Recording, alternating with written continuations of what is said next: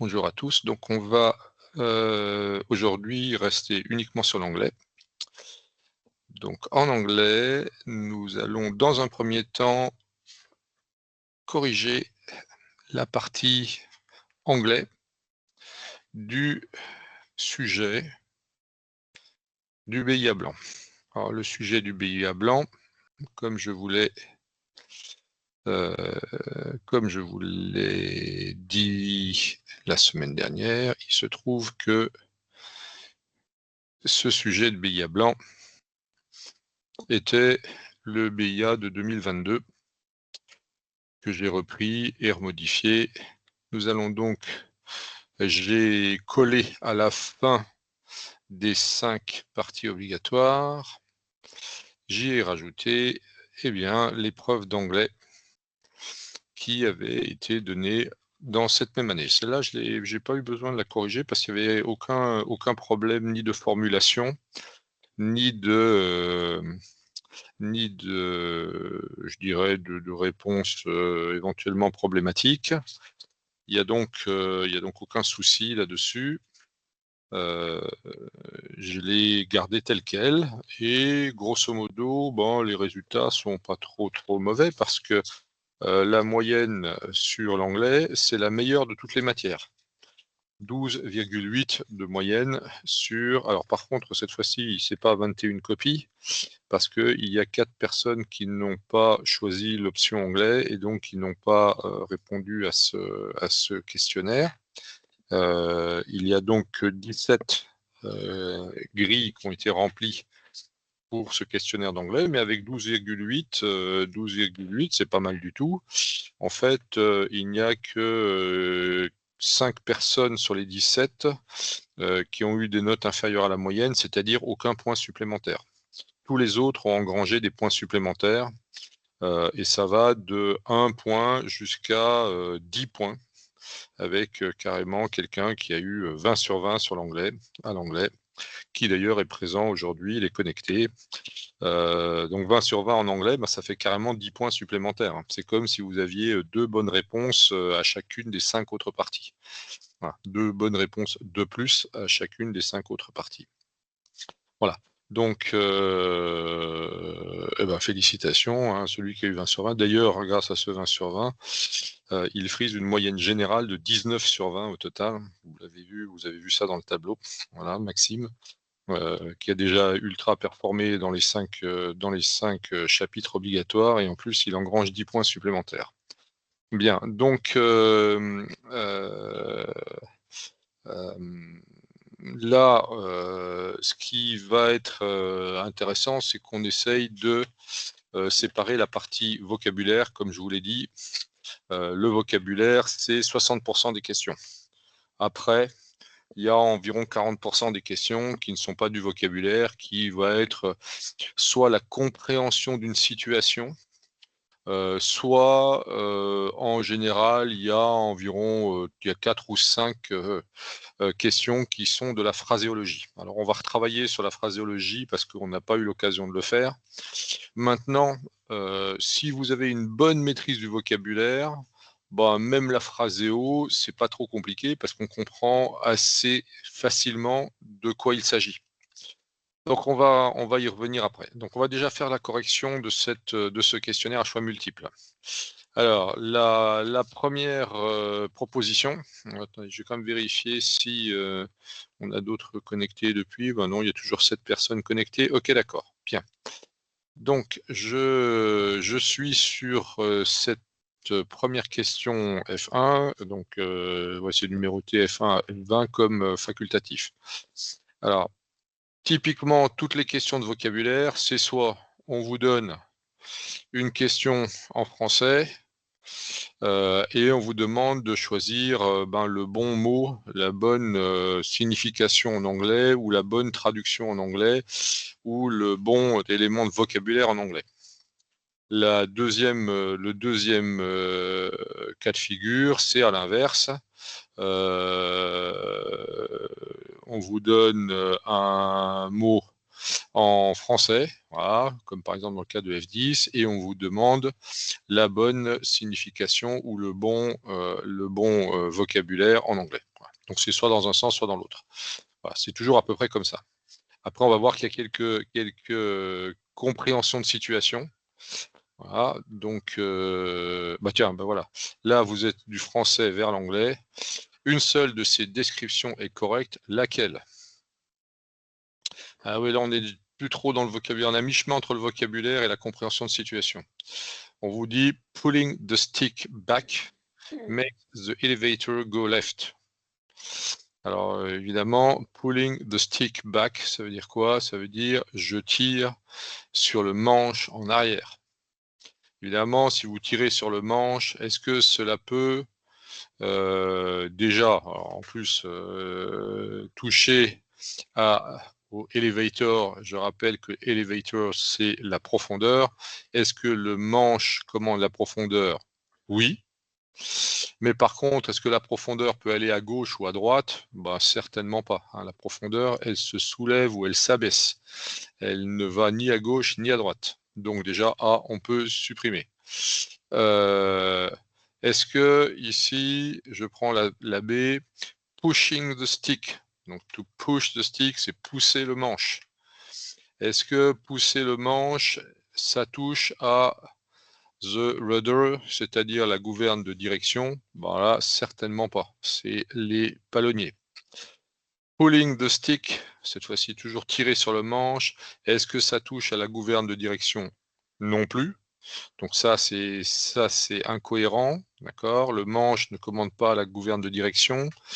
Est-ce que le manche commande la gouverne de direction? Non plus. Reste, ben, par déduction, la dernière. The stick, le manche, changes the position, modifie la position. De quoi? Des ailerons, oui. Si on met du manche à gauche ou à droite, ça modifie les ailerons. Et elevator, si on fait du manche en avant ou en arrière, le elevator, c'est-à-dire la profondeur, change. Donc là, la bonne réponse était la bonne réponse D. Deuxième proposition, sur un aéronef. Alors voilà, ça c'est typique des questions de vocabulaire. Sur un aéromètre, l'anémomètre, alias Badin, est appelé, voilà, ça faut le savoir. C'est pas le cruise control tachymeter, non. C'est pas le wind speed indicator, il n'y a aucun instrument qui vous donne la vitesse du vent, c'est airspeed indicator. Donc ça voilà, c'est à savoir. L'Anemo speedmeter, le mec qui a inventé cette réponse, il a bien dû rigoler. Voilà, c'est airspeed indicator, réponse C. What is a drag? Alors là, à nouveau, on vous demande compréhension d'une situation ou d'une proposition. What is drag? Drag, vous le savez tous, c'est la traînée. Autrement dit, la force qui empêche l'avion d'avancer, c'est la résistance aérodynamique à la progression dans l'air dans un fluide. Donc, est-ce que la traînée propulse l'avion? Certainement pas. Est-ce qu'elle agit comme une force à 90 degrés, okay, agit à un angle de 90 degrés du vent relatif? Airflow, c'est le vent relatif. Voilà, bah non, certainement pas, elle est parallèle au vent relatif, la traînée. Est-ce que cela fait de la résistance? Ah ça pourrait être bon. Voyons ce que nous propose Ania. Mesure la masse d'un objet? Certainement pas. La traînée ne mesure pas la masse d'un objet. Donc, oui, par déduction, en effet, c'est une force qui résiste à l'avancement. Réponse C. Quatrième question. Quand le pilote When the pilot pushes the stick forward. On retrouve ici l'action sur the stick, le manche. Quand le pilote pousse le manche en avant, qu'est-ce qui se passe? Est-ce que ça sort flaps? Qu'est-ce que c'est que les flaps? Les volets, ça touche pas au volet. Est-ce que le manche fait bouger la gouverne de direction? Non. Est-ce que le manche fait bouger la profondeur? C'est oui. Est-ce que le manche fait bouger les ailerons? C'est oui. Mais ce que l'on vous propose, c'est que l'on pousse le manche en avant. Quand on pousse le manche en avant, axe de tangage, c'est la profondeur. The elevator moves. la profondeur se déplace. Question 5. Which force is used to compensate gravity? Quelle force est utilisée pour s'opposer, compenser gravity, c'est-à-dire le poids? La portance, lift. Le poids, est-ce que le poids s'oppose au poids? Ça m'étonnerait. Thrust, la traction du moteur. Drag, la traînée. Quelle est la force qui s'oppose au poids? Vous avez les 4 forces, hein. La portance, le poids, la traction, la traînée.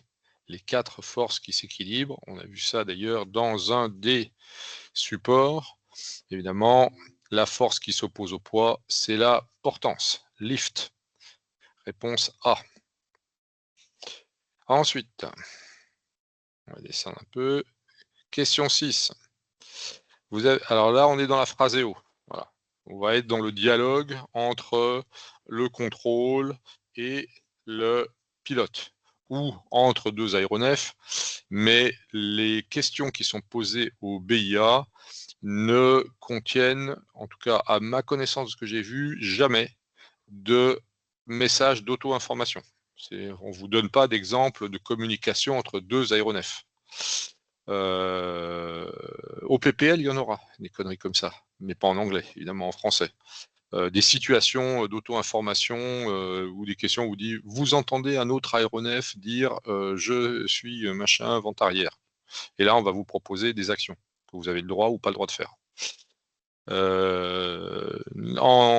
Au BIA, aussi bien dans la partie navigation, sécurité, etc., que dans la partie anglais, je n'ai pas vu depuis maintenant 10 ans, c'est la 10e année qu'on a le nouveau programme, là 2025, donc depuis 9 années, de messages d'auto-information. Donc quand on vous propose de la phraséo, c'est toujours de la discussion avec un contrôleur ou avec la tour, dans laquelle il y a un contrôleur. Mais bon, là on vous dit un air traffic controller, vous ne savez pas si c'est au sol ou en route, etc. Donc voilà typiquement une phraséologie, message from air traffic controller. Voilà le message. Set heading 270. Que devez-vous faire? Alors, est-ce que vous tournez la tête au cap 270? Jamais un contrôleur vous demandera de tourner la tête. Vous prenez le cap 270. Vous irez, si vous avez le temps, au cap 270. Vous montez un cap 135. Alors évidemment, tout de suite, vous pouvez tout de suite éliminer la D, parce que c'est n'importe quoi, vu qu'il vous demande un heading. Heading, c'est un cap. D'accord? Heading 270. Alors, ça m'étonne beaucoup parce que jamais un contrôleur vous demandera de prendre un cap 270. Il va vous dire faites route au 270. Donc ce n'est pas heading, mais c'est make route 270. Okay.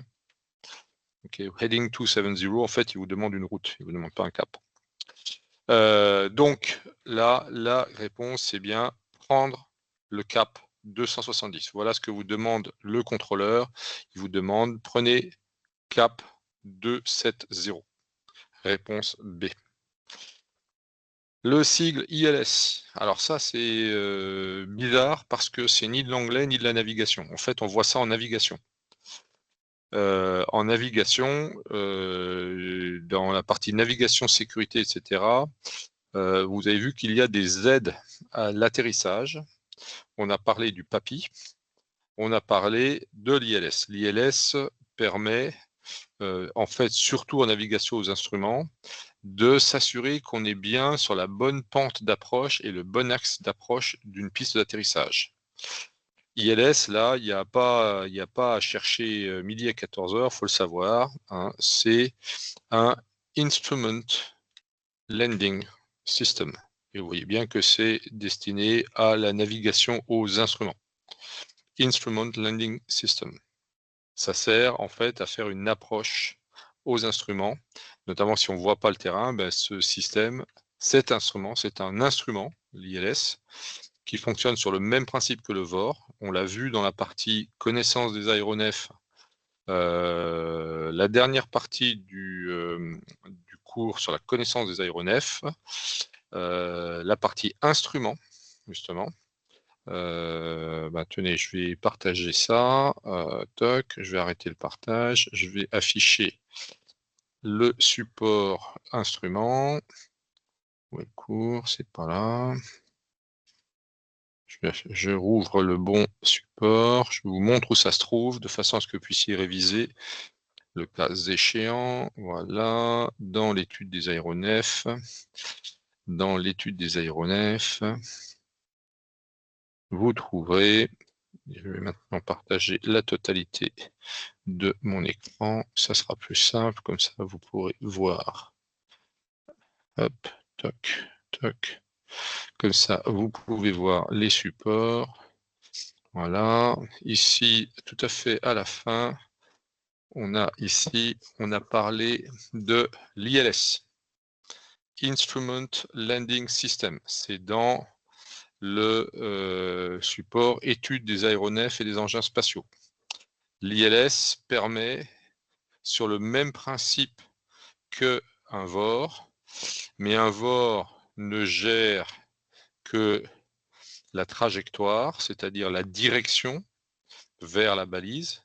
Et donc, lui, il vous donnera non seulement comme un VOR, il a une aiguille, parce qu'il vous donne la direction. Est-ce que j'y vais bien ou est-ce que j'y vais pas? Est-ce que l'endroit où je veux aller est à ma gauche ou à ma droite? Voilà ce que donne le VOR. VHF Omni Range. L'ILS, il va faire, non seulement il va vous dire est-ce que je vais bien au bon endroit avec l'aiguille verticale, là non, le machin que je vise est à ma gauche, ici le machin que je vise est à ma droite. Mais en plus, il y a une deuxième aiguille horizontale qui vous dit si vous êtes trop pentu ou pas assez. Là, vous êtes en dessous du plan, autrement dit, vous allez vous manger l'herbe avant la piste. Si vous continuez comme ça, elle est plus loin que ce que vous pensez.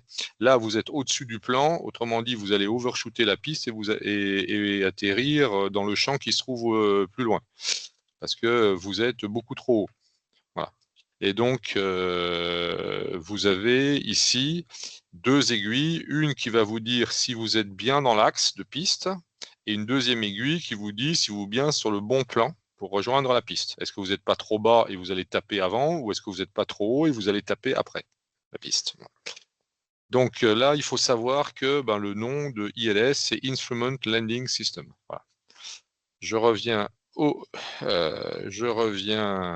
au questionnaire. Voilà, donc ILS, vous devez savoir que ça s'appelle un Instrument Landing System. Question 8. Si la tour vous dit, alors à nouveau c'est de la phraseo ça.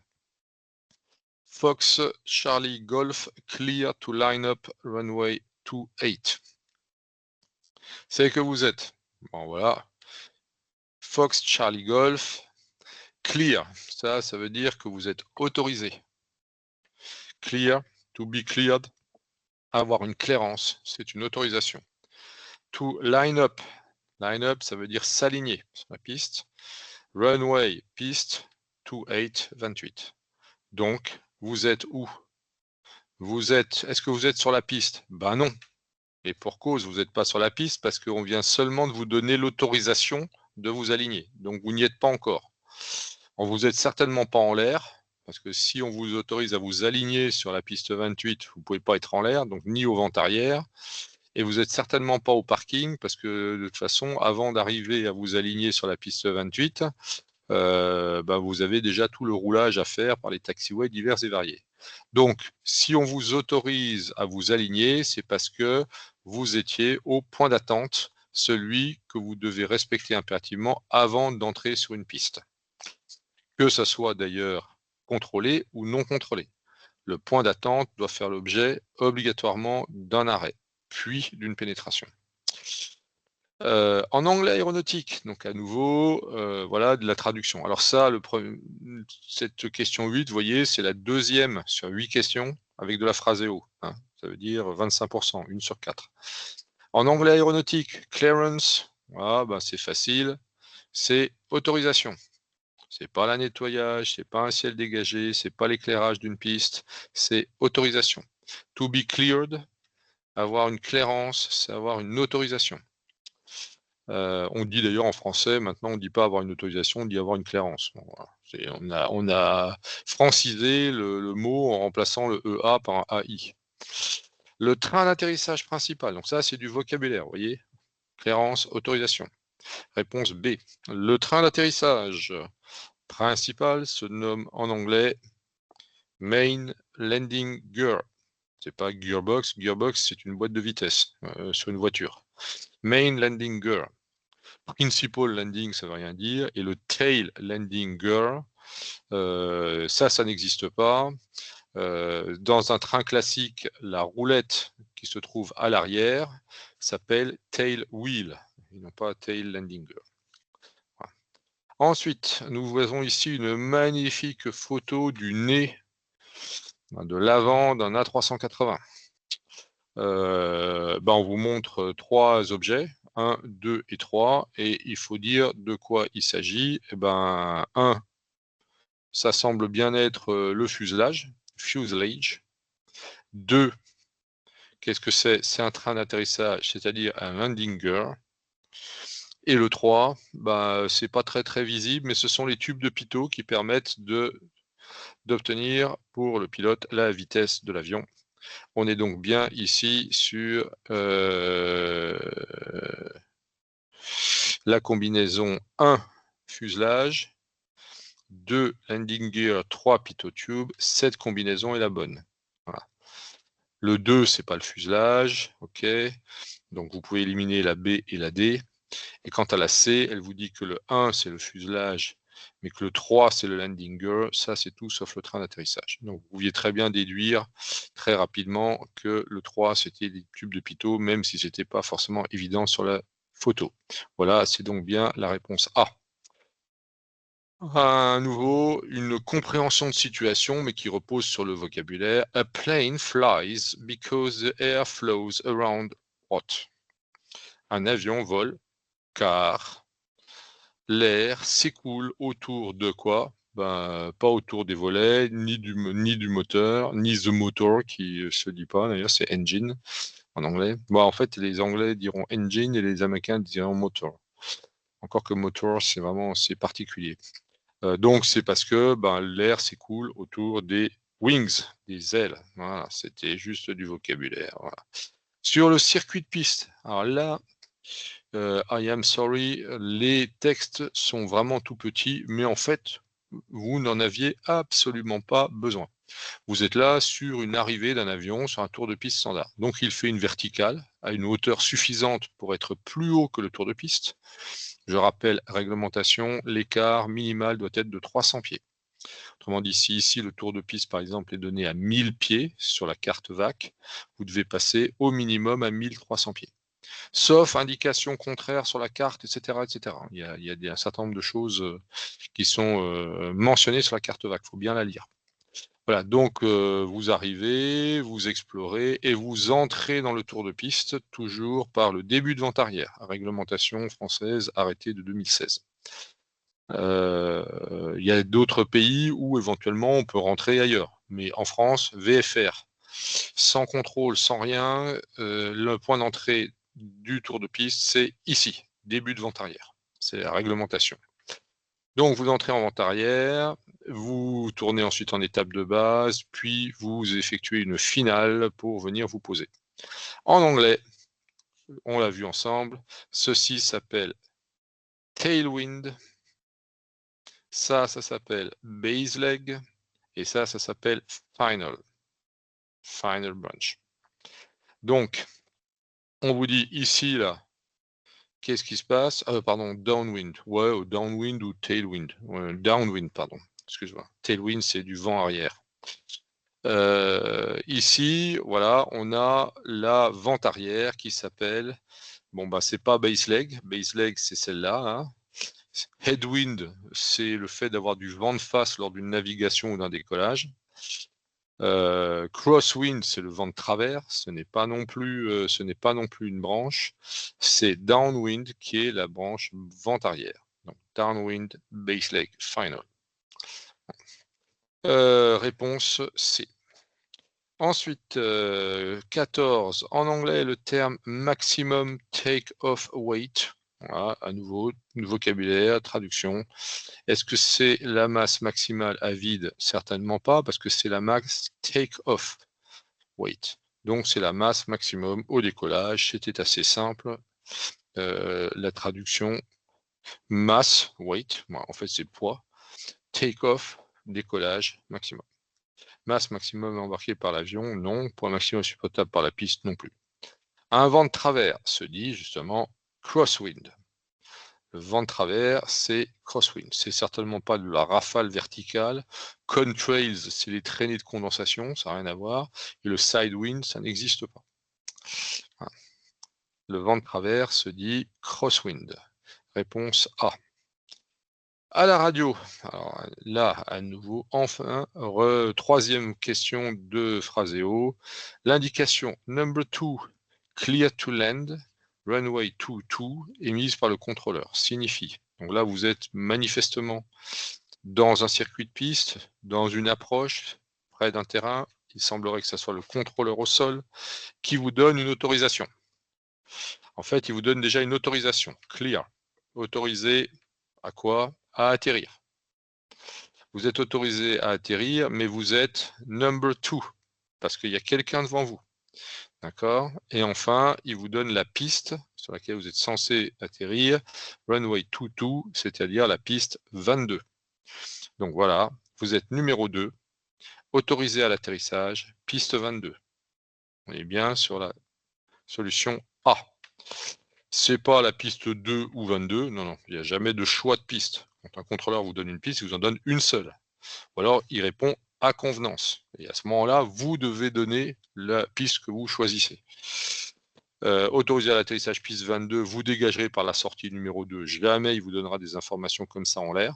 Ça, c'est une fois que vous serez au sol, éventuellement, le contrôleur pourra vous donner des indications de roulage cette fois-ci. Mais tant que vous êtes en l'air, le roulage, tout le monde s'en fout. Enfin, autorisé au décollage, non, clear to land, c'est pas une autorisation de décollage. 17. L'expression prendre un cap. Là aussi, vocabulaire. Prendre un cap, set a heading. Ça, c'est juste du vocabulaire. Ok, réponse A. C'est pas to fix magnétique. To fix, en anglais, ça veut dire réparer. D'accord? On répare pas une route magnétique. Ok? Take a road. Non, ça c'était du Ray Charles. Hit the road, Jack. Etc. Voilà. Donc on take pas a road. On prend pas une route. Ça c'est du français mal traduit. C'est du français mot à mot. Et on take pas un cap. Non. You set a road or you set a heading. Et là, quand on take pas un cap, encore moins, ça c'est un mélange de mauvais anglais et de mauvais français. D'accord? To set a heading. Set heading 270. Si vous aviez vu donc la question qu'on avait vue plus haut, ça vous donnait déjà une petite idée. Enfin, 18. Voilà. Pendant un essai radio, à nouveau de la Phraseo, la tour de contrôle vous répond. Vous faites un essai radio, vous appelez la tour. Par exemple, si ça existe, Mo Towers radio test from Fox Charlie Golf. Et la tour vous répond Fox Charlie Golf, loud and clear, Mo Tower. Ça veut dire quoi? Loud and clear. Ça ne veut pas dire que le volume de votre radio est trop élevé. Ça veut dire que la tour de contrôle vous reçoit 5 sur 5. Si elle était hachée, elle dit few, ou si la radio ne fonctionne pas, il répondrait même pas. Voilà.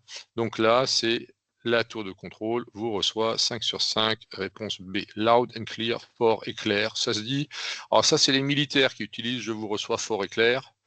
En aéronautique, on vous répond je vous reçois 1 sur 5, ça veut dire que le message est incompréhensible.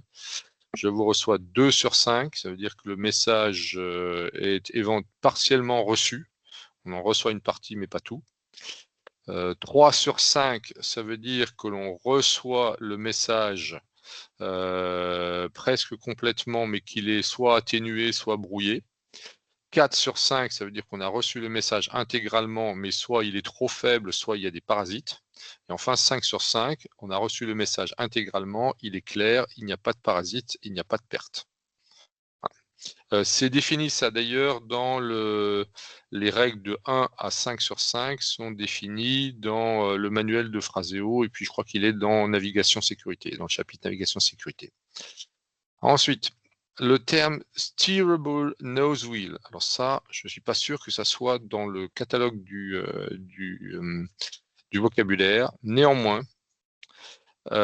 nose wheel, vous avez tous là au niveau vocabulaire l'obligation de savoir qu'il s'agit de la roulette de nez. Wheel, nose. D'accord? Roulette de nez. Donc ça sera de toute façon ni le D ni le B. D'accord? Donc le choix va être entre A et C. Elle est steerable. Ben, si elle est steerable, ça veut dire que l'on peut la manœuvrer. To steer, c'est tourner le volant. C'est voilà, c'est changer sa direction. C'est diriger. To steer.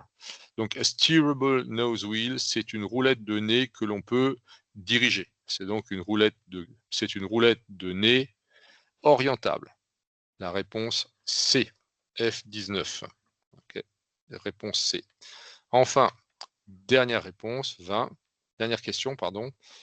Primary flight controls of airplane refers to.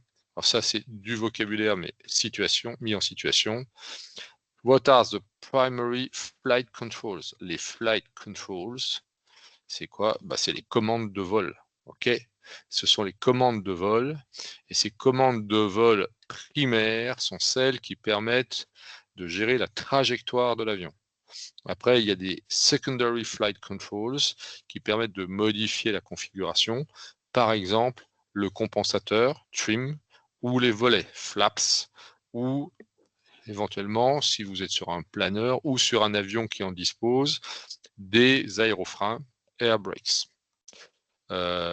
Ou spoilers, si c'est uniquement des destructeurs de portance.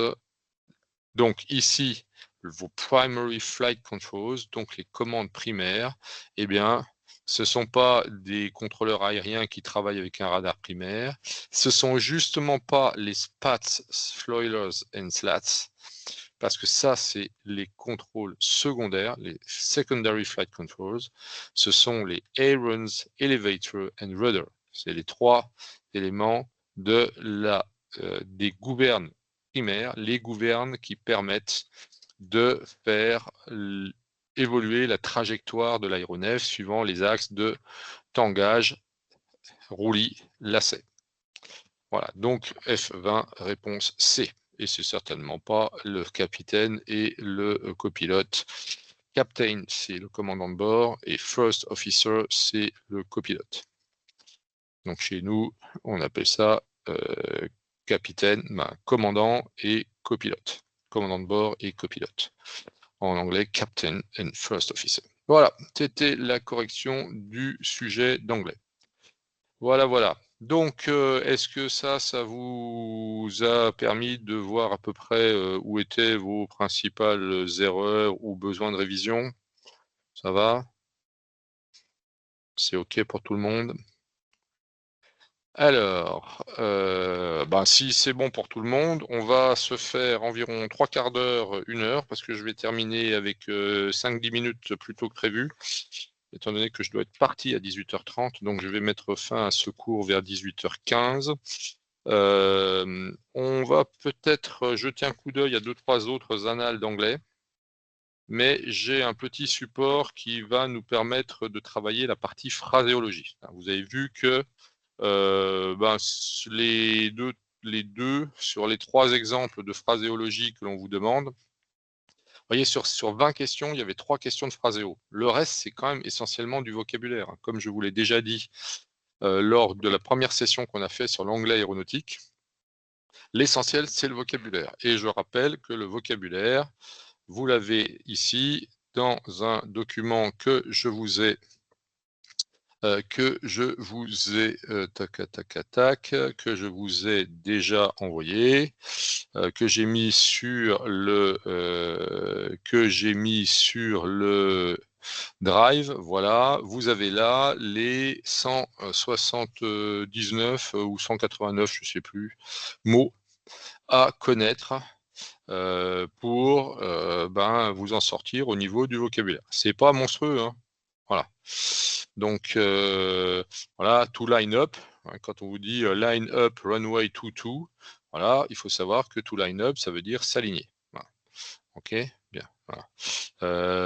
Quand on vous dit cleared to take off, eh ben, il faut connaître le vocabulaire take off. Voilà.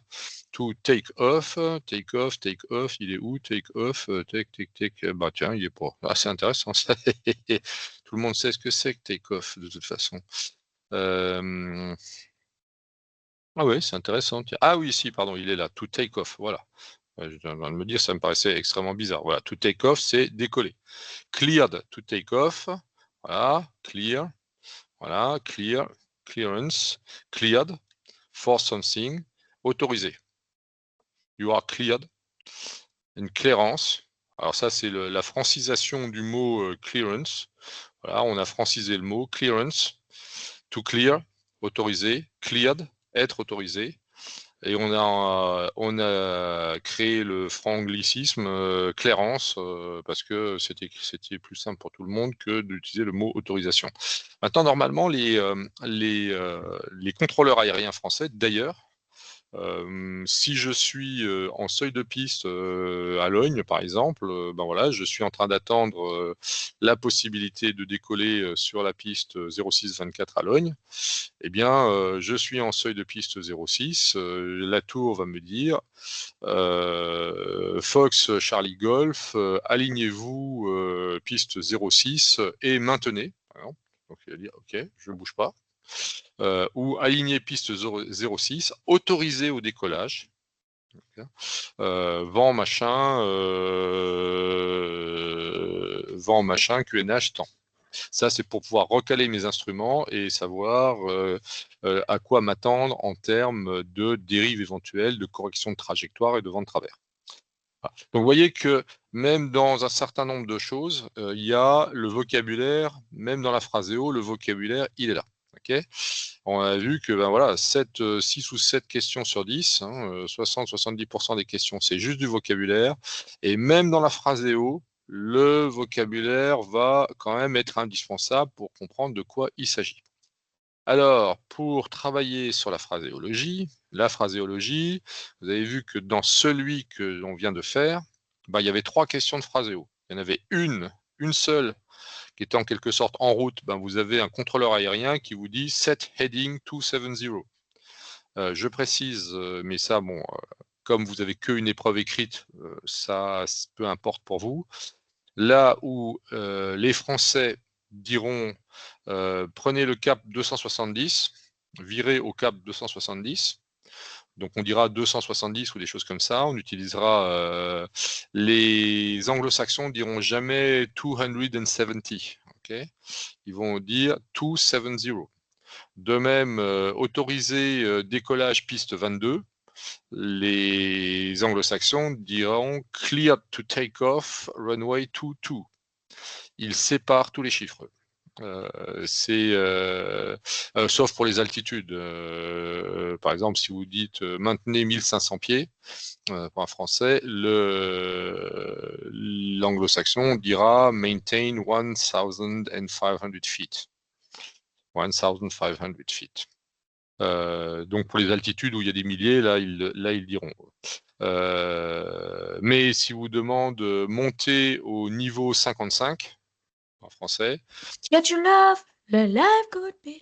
Oh, qui c'est qui a laissé son micro là? Et qui chante en plus. Merci. Merci de fermer les micros, s'il vous plaît. OK. Et en l'occurrence, ça serait peut-être bien monsieur Gac. Tac. Voilà, il vient de le fermer. Donc, qu'est-ce que je veux dire? Je vois une conversation. Tiens, je viens de voir un message. OK. Donc,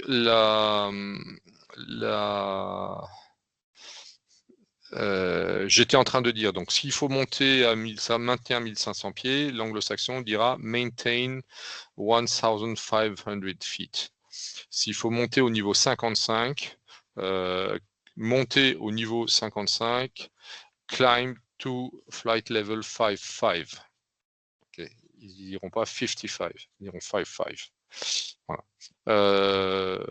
Dès que c'est des chiffres, s'il y a 2 chiffres ou 3 chiffres, ils vont séparer les chiffres et jamais donner des nombres. Je dirais presque, c'est un peu des habitudes. Je ne saurais pas vous dire pourquoi ils ont pris cette habitude-là, mais voilà, c'est coutumier et c'est comme ça que procèdent les contrôleurs dans le monde anglo-saxon. Et c'est comme ça que d'ailleurs est utilisé l'anglais aéronautique, même si vous avez un contrôleur français à la radio, s'il vous parle en anglais, il utilisera ces règles-là de dénonciation. Voilà. Autre chose, la virgule. La virgule n'est pas donnée comme étant, entre guillemets, une virgule, où le point s'appelle décimal. Ils diront pas point, ils diront pas point. Nous, si on annonce une fréquence, par exemple 123,50, on dira 123,50. Les anglo-saxons diront 1, 2, 3, decimal 5. Decimal 5. Le point, ils appellent ça décimal. Donc ça, c'est à connaître aussi dans le vocabulaire. Vous voyez, ici, je crois qu'il est dedans. Le décimal, eh ben, on ne vous l'a pas donné parce que c'est de la phraséo. Alors, on va travailler un peu la phraséo. Je vais garder le vocabulaire affiché parce qu'il va servir. J'espère que vous l'avez bien tous récupéré, ce vocabulaire. Je vous ai expliqué comment utiliser ce tableau qui se plie en 3. C'est pour ça qu'il est en 3 tiers avec une colonne vide. D'accord? Vous le pliez le long du premier trait.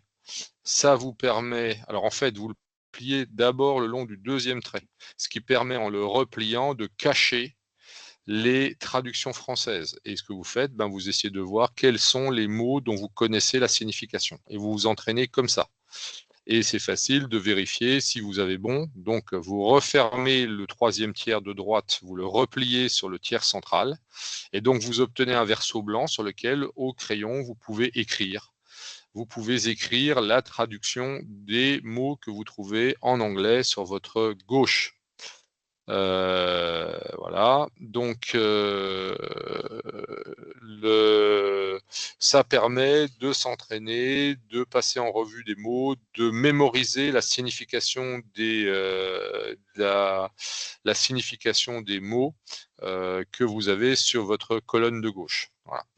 Vous avez ici donc le vocabulaire de base. Par contre, ce qu'on va faire, c'est on va s'entraîner avec un autre document. Alors, attendez, bougez pas. Est-ce que c'est celui-là? Je me souviens plus du nom. Voilà, c'est celui-là. Onglet aéronautique. Voilà, ça, je vous l'ai repris. Là-dedans, il y a plein de cochonneries. Celui-ci, d'ailleurs, je pourrais vous le remettre sur le drive parce que il contient tout le vocabulaire des structures qui permettent de se rappeler. Alors, le vocabulaire sur l'aspect, sur les fusées, etc., jamais il y a de question là-dessus. C'est pas celui-là que je voulais vous donner. C'était, où est-il? Donc ça, c'est les expressions circonstancielles, justement. Voilà. Ok. Attendez, bougez pas. Voilà. Voilà un certain nombre d'expressions conventionnelles. Voilà les expressions conventionnelles qui sont prévues par le vocabulaire d'échange radio normalisé par l'OACI.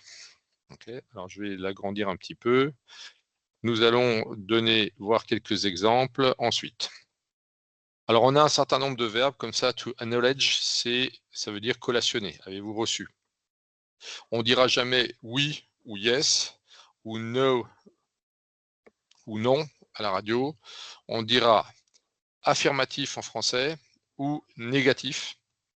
Ok, vous l'avez un peu plus bas là, négatif. On n'utilisera pas ni le oui ni le non, on dira pas yes ou no, on dira affirm, affirmative ou négative. En français, affirme ou affirmatif ou négatif. D'accord? Autorisation refusée, ce n'est pas exact, non, j'ai pas reçu. Voilà. Cancel, annulé. Approved, ça veut dire qu'on a demandé quelque chose au contrôleur et qu'il accepte. Exemple, vous voulez monter, vous êtes à 1500 pieds, vous trouvez que vous êtes un peu bas, vous voulez monter à 3000 pieds, Fox Charlie Golf, request, donc ça c'est request ou requesting, voilà, je demande, request, climb to 3000 feet. Ok, Fox Charlie Golf, je demande à monter à 3000 pieds. Fox Charlie Golf, requesting climb to 3000 feet. Le contrôleur répond Tower ou Paris Info, plutôt Fox, c'est toujours station appelée et on termine par station appelante. Fox Charlie Golf, approved climb to 3000 feet,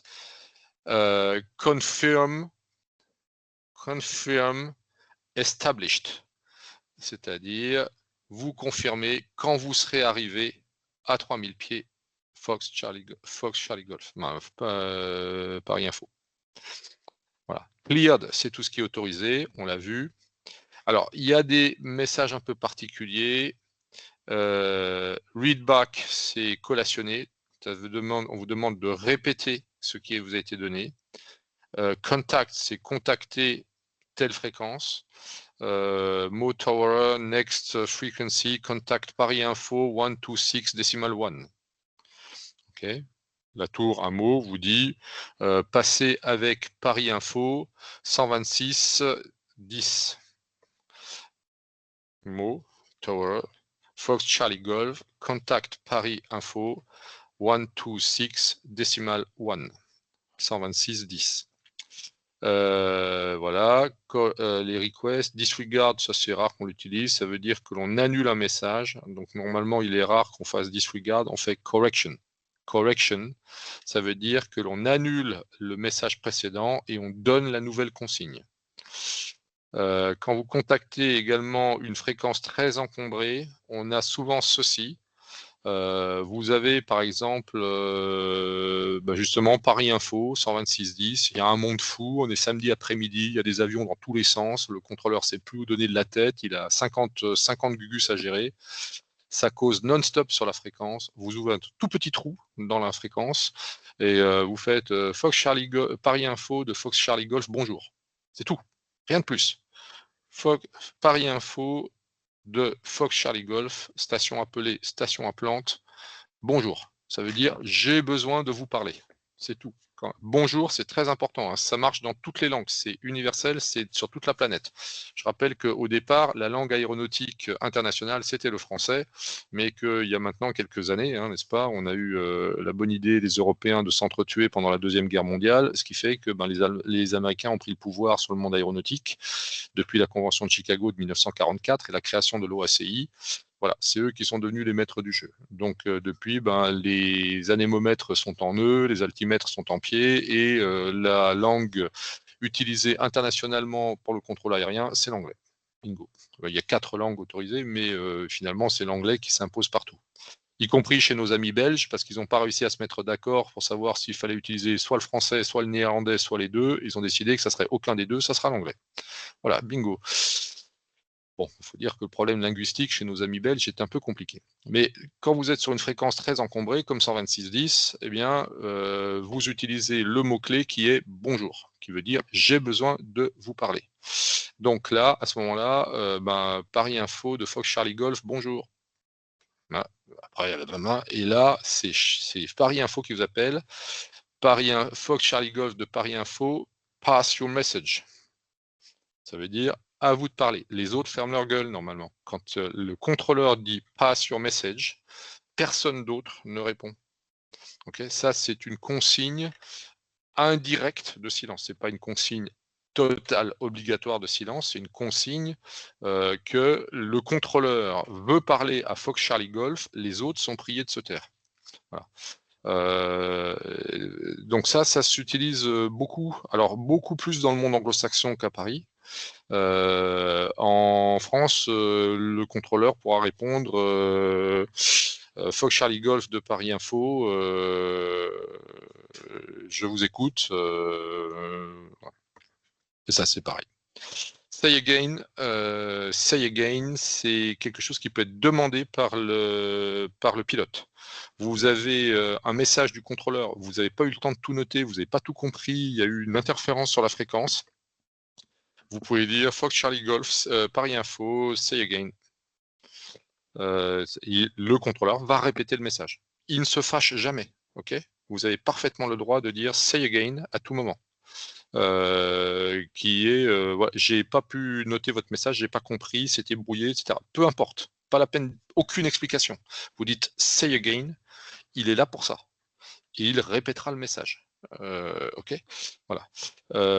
Après, bon, éventuellement, ça, le speak slower, c'est très utile en Angleterre, dans certaines régions où on a des contrôleurs pas très coopératifs qui parlent très très vite. Et quand on est un petit pilote privé dont l'anglais n'est pas la langue maternelle, ça peut être intéressant de lui demander speak slower. Voilà. Say again, voilà. Je répète, I say again, ou veuillez répéter votre message, say again. Le over, ça se dit rarement. Après, vous avez deux expressions un peu spéciales. Roger. Roger, ça veut dire j'ai compris. Ça, c'est un message qui n'implique pas d'action ni de collationnement. Okay. Sinon, il y a un deuxième message qui est Wilco, qui est la contraction de Will Comply. Ça veut dire je vais le faire.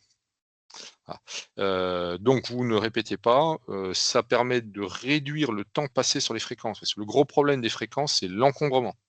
Si vous faites des messages très longs, c'est pas fait pour déclamer un poème en alexandrin, les fréquences. Hein. Il y a du monde dessus, tout le monde en a besoin, c'est indispensable pour la sécurité. Donc les messages doivent être clairs, mais ils doivent surtout être courts, de façon à ne pas encombrer la fréquence inutilement. Il n'y a rien, moi, qui m'énerve plus quand j'entends sur une fréquence des mecs qui vous font des messages de 30 secondes où ils racontent leur vie, où ils hésitent avec des E tous les deux mots. Voilà. Ça veut dire que ces gars, ils n'ont pas préparé le message, ils ne savent pas de quoi ils vont parler, c'est pas structuré. Bien, bon, vous, c'est pas votre problème parce que au BIA, vous avez que des propositions écrites.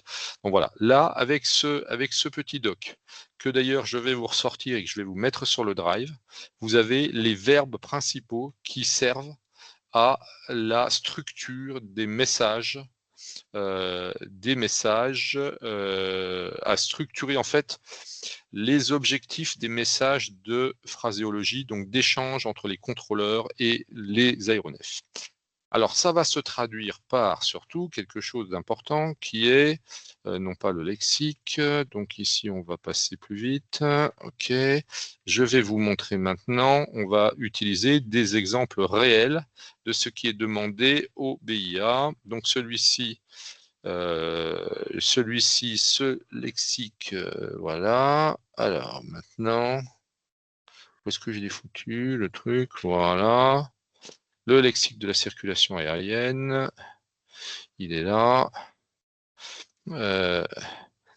Alors, l'organisation des entrées, on dit toujours la source, définition d'entrée, le manuel de radiotéléphonie, ok, attendez, parce que celui-là, il est monstrueux, il fait 100 pages. C'est pas celui-là que je veux utiliser, flight plan, non, pardon, excusez-moi.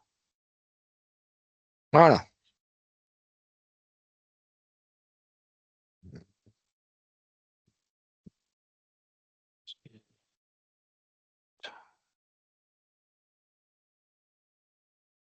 Où sont les annales? Bah alors, voilà. Voilà. Voilà, annales thématiques.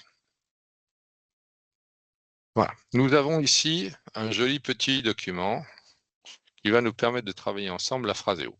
Alors celui-là, il sort des annales. Donc tout ce qu'on a eu là, ce sont des questions qui sont tombé réellement dans les anciennes épreuves d'anglais. Alors là, on est sur les épreuves jusqu'en 2012. Il n'y a eu aucune différence en anglais. Voilà. Vous avez essentiellement des questions de vocabulaire. Voilà. Questions de vocabulaire. Voilà. Les ailerons d'un avion sont appelés ailerons. La gouverne de direction s'appelle rudder. Voilà. Le train d'atterrissage principal se nomme gearbox, nose gear, tail landing, mail landing gear. En anglais, un avion à train intricycle se définit comme a tricycle landing gear airplane, etc. En anglais, la poussée d'un moteur se dit thrust, etc. Vous voyez, il y a des tombereaux de questions de vocabulaire. Ensuite, which force is used to overcome gravity? Lift, on l'a vu, tiens, elle est tombée en 2008, elle est retombée en 2022. On retrouve assez souvent les mêmes questions, hein, ça vient très très souvent. A constant speed propeller, c'est une hélice à vitesse constante. What is drag? A force that gives resistance. Hein, regardez, c'est exactement la même. Elle est tombée en 2008, elle est tombée en 2012, elle est retombée en 2022. Voilà, okay. C'est pas tout à fait the measure of the pull of the earth of an object. D'accord. A force that acts 90 degrees to the airflow, non. A force that propels the airplane, non. A force that gives resistance, oui. Voilà. Etc., etc., etc. Donc que du vocabulaire. Maintenant, c'est là qu'on va travailler sur voilà, des phrases. Ça, s'il y en a eu 2 ou 3, on comprend les informations dans une phrase et on décode. Ok. Phrase d'instruction ou de sigle. Les essuie-glaces fonctionnent mal. The windshield wipers don't work properly. Voilà. Alors ça, il y en a de moins en moins des traductions comme ça. On vous demande de moins en moins de traduire des choses. On va plutôt vous donner une phrase en anglais, voilà, et vous demander à quoi ça correspond. Voilà, typiquement ça. Fox Victor Bravo. Line up. Cleared for takeoff. Runway 31 left. On a eu exactement la même question en 2022, mais cette fois-ci avec le runway 22. Je pense que c'est une blague du gars qui a rédigé le sujet, parce qu'en 2022, il a demandé à ce qu'on décolle en piste 22. Je pense que c'est de l'humour c'est de l'humour éducation nationale. Voilà. Donc, vous voyez qu'en 2008 et en 2012, ils ont posé la question Fox Victor Bravo, line up, cleared for takeoff, runway 31 left. Quelle est la bonne réponse? Eh bien, vous la voyez là, elle est surlignée. Fox Victor Bravo, line up. À nouveau, je répète, ici, le vocabulaire, to line up, voilà, s'aligner. Ok, voilà. To line up, s'aligner. Donc, line up, alignez-vous. Cleared, pareil, vocabulaire, autorisé. For take-off, décollage, runway 31 left, piste 31 gauche. Very simple. Quand on vous dit la région est couverte par une épaisse couche de nuages, ça, on n'en a plus des questions météo en anglais. En tout cas, j'en ai pas vu depuis 2 ans. The area is covered with a thick layer of clouds. Bon, on va voir ça. Nous demandons la priorité à l'atterrissage. We request landing priority. Et pas take-off, qui serait un décollage. Ah, putain, je suis en train de faire des trucs, pardon. Ok. 9. Pardon, excusez-moi, voilà, 150. We request, nous demandons priorité à l'atterrissage, c'est certainement pas take-off, first take-off. C'est pas taking off, voilà. Et pas we request first landing, non, c'est priorité à l'atterrissage, c'est landing priority. Voilà. Vous voyez que c'est quand même pas très compliqué. Donc voilà des situations qui s'interprètent très très bien si l'on connaît le vocabulaire. The gear warning light has come on green. Le voyant du train est dans le vert. Gear, ce train. Landing gear ou landing gear, c'est pareil. Hein, c'est le train d'atterrissage. On vous pose des questions, là, de même style. Là. What is thrust? On vous a posé la question What is drag?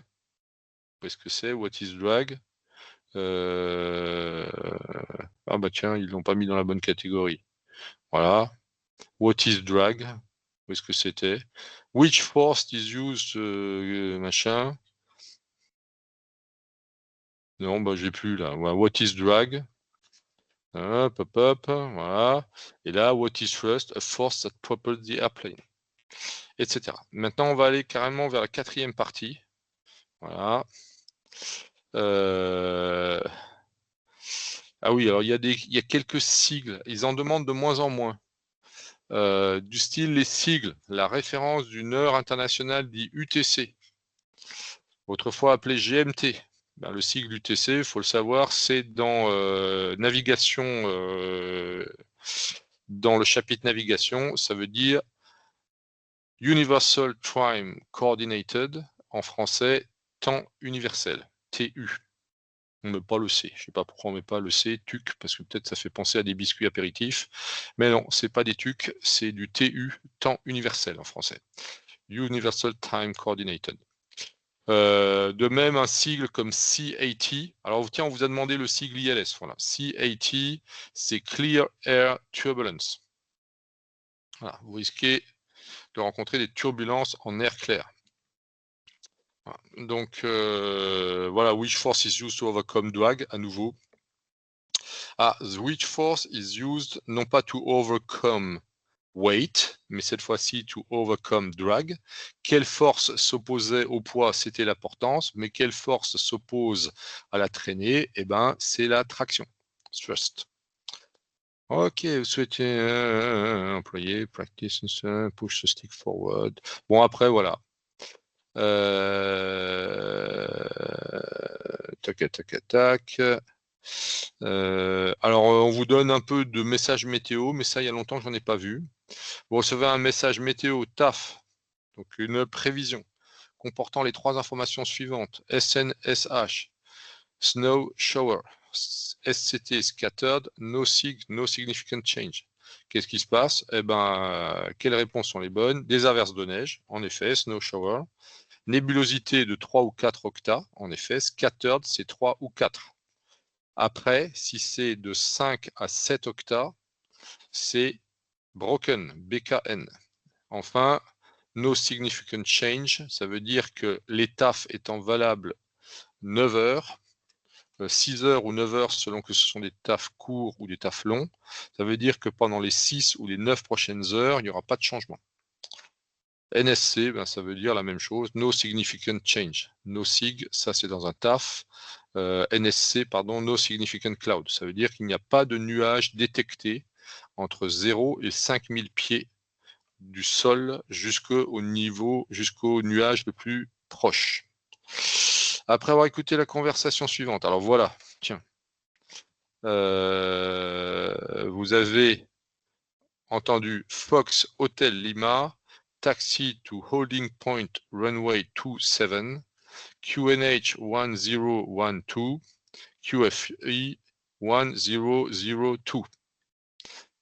Alors, qu'est-ce que ça veut dire? Ben déjà, la tour s'adresse à Fox Hotel Lima. Ça peut être vous, hein, comme ça peut être quelqu'un d'autre. Si c'est vous, ben, c'est à vous qu'on demande quoi? Que la tour dit comme instruction taxi to holding point runway 27. Pareil, vocabulaire. Taxi, qu'est-ce que ça veut dire? To taxi. Hop là, c'est un verbe, parce que là c'est un impératif.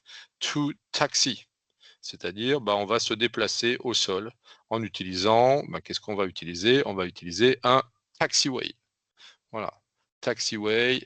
Où est-ce qu'il est? Taxi light, taxiway. Ah ben tiens, taxiway, il n'est pas. Taxiway, c'est-à-dire une bretelle, alias un taxiway.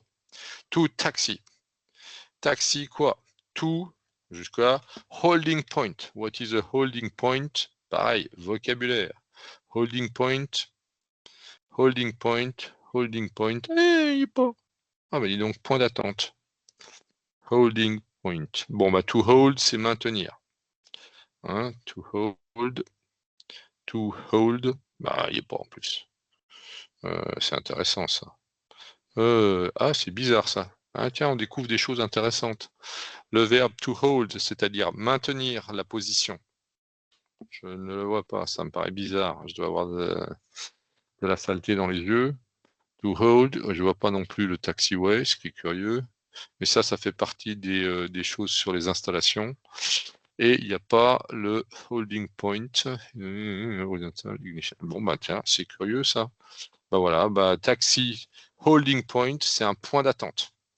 C'est l'endroit qui va permettre d'entrer sur la piste, mais on ne peut le franchir que après avoir fait un certain nombre d'annonces si on est en auto-information, ou avoir reçu l'autorisation de la tour si on n'est pas en auto-information mais que c'est un terrain contrôlé. Runway, la piste, 27. On vous annonce, la piste en service est approximativement orientée au cap 270, eh ben c'est bien ça. QNH 1012, la pression atmosphérique est de 1012, c'est-à-dire 1012, donc la pression atmosphérique, QNH. Et QFE, c'est la pression au niveau du sol, à l'endroit où vous vous trouvez, la pression est de 1002, 1002. Donc toutes ces trois réponses-là sont exactes. Qu'est-ce qu'on a un autre? Voilà, encore un dialogue de la phrase EO. Tower. American Airlines Flight 57. Comme je vous l'ai dit, c'est toujours station appelée, puis station appelante. Donc là, nous avons le vol American Airlines 57. American Airlines 57 appelle qui? Appelle la tour. Tower. Que répond la tour? American Airlines Flight 57. Qui parle? Phoenix Tower. Runway 26 clear to land. Piste 26 autorisé à atterrir. Clear to land. Le pilote, le pilote communique avec la tour de Phoenix. Il s'agit du vol American Airlines 57 et le pilote est autorisé à se poser en piste 26. Les trois réponses sont justes. C'est clair pour tout le monde? Voilà. Alors ça, maintenant, ça, il n'y en a pratiquement plus jamais. Autrefois, il y avait des grosses questions dans ce style-là. Voilà encore une phrase EO. The message of the airport. OK for landing. Number 2, runway 11. Alors ça, c'est déjà complètement faux. Heureusement, celle-là, elle est naze. Le OK for landing, ça n'existe pas. Jamais on vous dira quelque chose. C'est cleared for landing. OK, ça n'existe pas dans la phrase EO aéronautique. On dit jamais OK. D'accord ?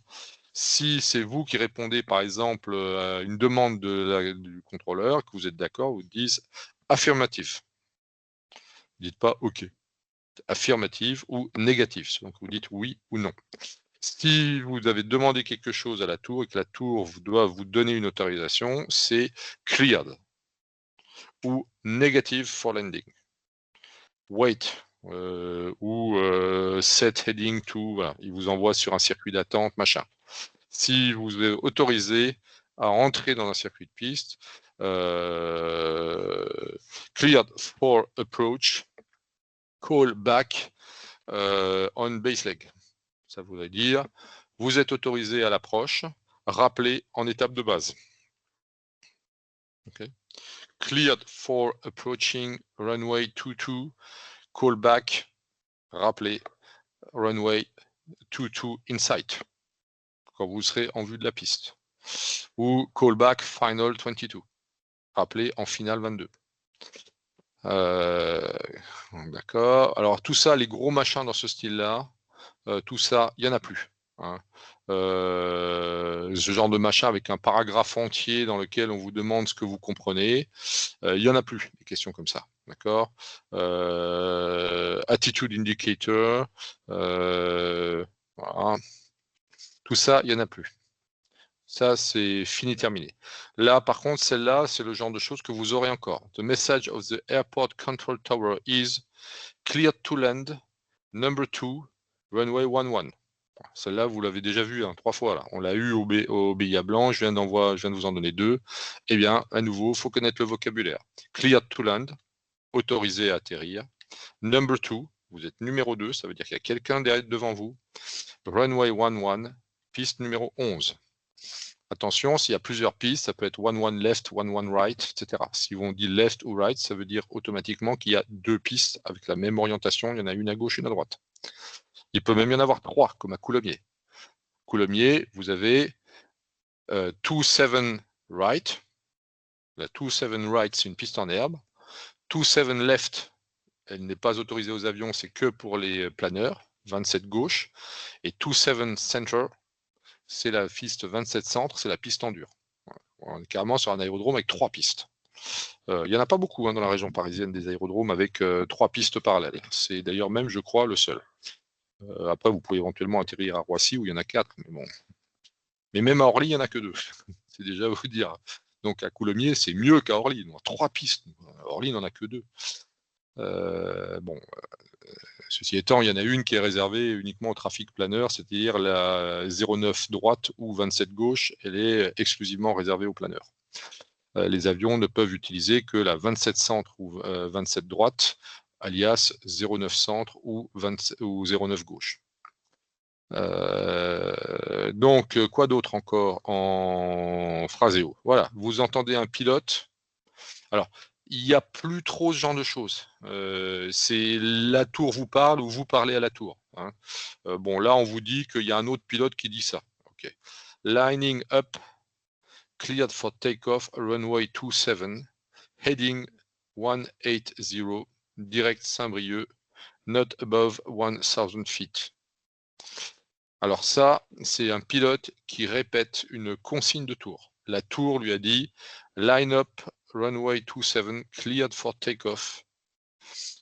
Et ensuite, la tour lui donne tout de suite des instructions en montée initiale. « Heading 180, direct Saint-Brieuc, not above 1000 feet ». Donc, évidemment, qu'est-ce qu'on dit? Quelles sont les instructions que le pilote a reçues de la tour? Je regarde quand même si j'ai pas des questions ici dans le chat. Non. Lining up, première chose. Alors déjà, on l'a dit, là, il répète un truc qui n'est pas tout à fait dans l'ordre. Normalement, c'est lining up, runway 27, ça veut dire je m'aligne, piste 27.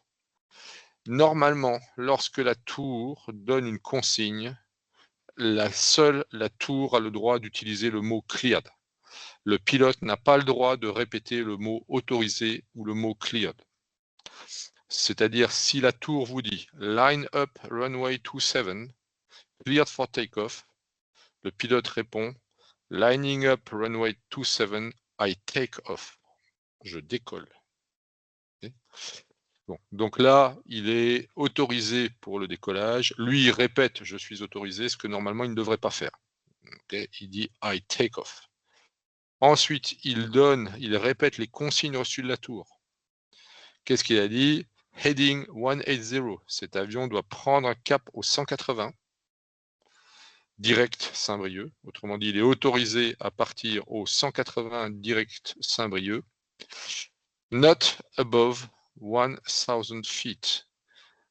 Hauteur maximum, altitude maximum, 1000 pieds. Okay. Donc tout ce qui est la piste orientée au cap 27, ben non, c'est pas le cap 27, elle est orientée à quel cap? Si c'est runway 27, elle est environ 270. Elle est comprise entre le 265 et le 274. Okay. Elle n'est pas au cap 27. Cet avion va se déplacer au-dessus de 1000 pieds? Non. Ben non, justement, la consigne de la tour, c'est not above 1000 feet. Voilà, s'il va direct Saint-Brieuc au cap 180, je ne sais pas comment il fait, je ne sais pas d'où il part, mais de toute façon, il doit être dans un coin du style Morlaix, non pas Morlaix, il est sur... ah ouais, comment... Oui, ça tient pas la route. Hein. C'est... Au 180 pour aller à Saint-Brieuc, je ne sais pas d'où il peut bien partir, mais de toute façon, ce qui est clair, c'est qu'au-dessus, il y a des rafales marines, donc évidemment, il n'a pas intérêt à monter. Voilà, donc cet avion ne se déplacera pas au-dessus de 1000 pieds, au contraire, not above 1000 feet, il ne doit pas dépasser 1000 pieds. Il va prendre un cap au 180, et par hasard, et par ailleurs, ben, il va décoller de la piste 27, mais la seule information qui est juste, c'est l'information C. On va encore essayer de trouver un ou deux éléments de phraseo. Voilà. Snow removal in progress, runway 33. Bon, bah, ça veut dire qu'on est en cours de déneigement. Hein. Snow. Ça, c'est même pas du spécifique aéronautique. Voilà. Donc, voilà quelques éléments de phraseo. Vous voyez que la phraseo, c'est pas très compliqué. Il faut bien décomposer il faut bien décomposer ce qui est demandé. Là, j'ai pris des annales des années 2008 jusqu'à 2013 ou 14 incluses. J'ai beaucoup d'annales. Si je prends quelques autres annales, j'en ai ici. Si on veut continuer à travailler sur celui-là, là, on a aussi... non, ça c'est Air Navigation. Est-ce qu'il est le Air Navigation? Là, vous avez tout le vocabulaire. Et celui-là, je vais le mettre en ligne sur le... là, il y a tous les sigles. Voilà. Tous les sigles. Où est-ce qu'il est? Donc, tout ce qui est navigation... Voilà, donc crosswind, take-off, crosswind, downwind, base leg, final approach. Il y a tous les termes ici, mais c'est pas celui-là que je voulais vous montrer. Tout suis anal. Mathématiques, les annales thématiques 2013. Non, c'est les mêmes. Voilà.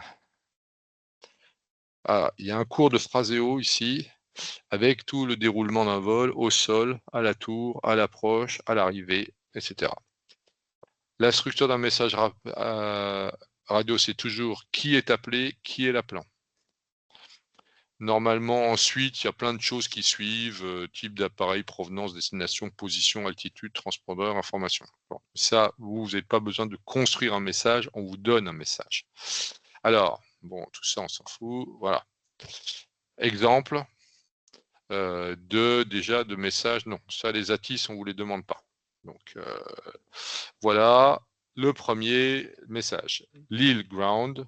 Fox, alors là, c'est Fox Bravo Tango Kilo Novembre. On va essayer s'agrandir un peu le truc là. Voilà, Fox Bravo Tango Kilo Novembre. Bonjour. Ça marche aussi, hein, même en anglais. Good morning. La tour répond Fox Kilo Novembre, parce que lui il s'appelle Fox Bravo Tango Kilo Novembre. Lille Ground. Donc toujours qui est appelé, qui est l'appelant. Good morning.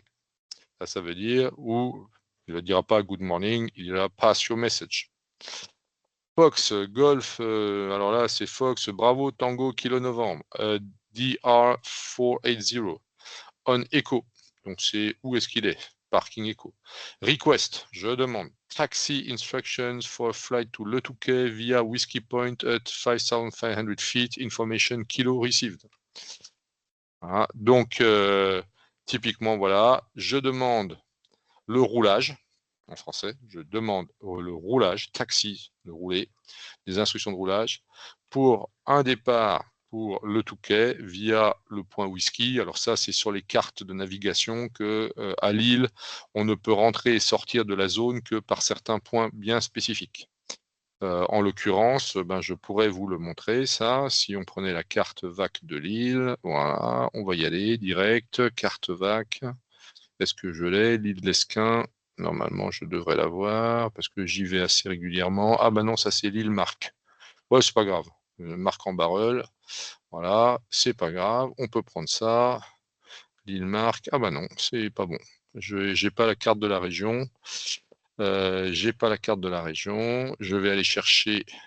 C'est facile. Vous avez besoin d'une carte VAC. C'est pas gênant. Vous allez sur SIA, le service de l'information aéronautique. Voilà, préparation du vol. Atlas VAC France. Vous trouvez toutes les cartes VAC. Ok, voilà. Les cartes VAC, c'est-à-dire les cartes des aérodromes, elles sont là. Voilà, les VAC aérodromes.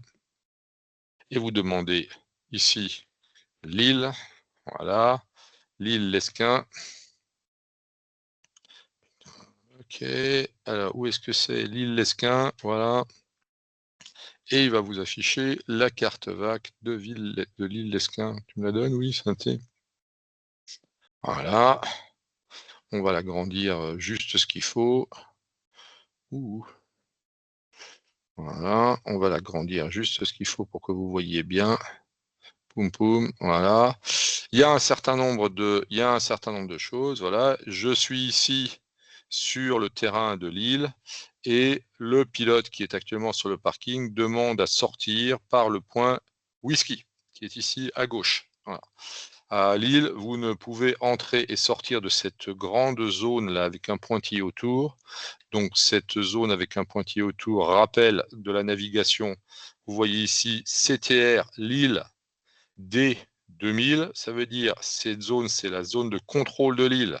C'est de la classe D, c'est-à-dire que vous ne pouvez y entrer qu'avec une clairance, une autorisation de la tour de l'île.